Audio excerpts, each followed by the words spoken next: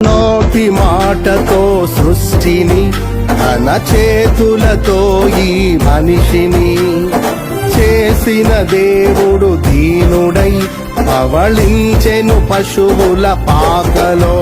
నీ చరిత్రను మార్చు దేవుడు తన మహిమనే నీకిచ్చెను. యూదా ప్రధానులందరిలో నీవు అల్పమైన దానవు కావు.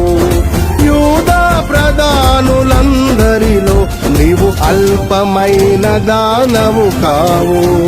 స్తుతియో మహిమ ప్రభావము ఎల్లవేళల ప్రభుకే చెందును. స్తుతియో మహిమ ప్రభావము ఎల్లవేళల ప్రభుకే చెందును. రక్షకుని జన్మస్థలమా యూదయ బెత్లెహేమా, ఆరాధనలకు ఆరంభమా, హృదయార్పణలకు నివాసమా.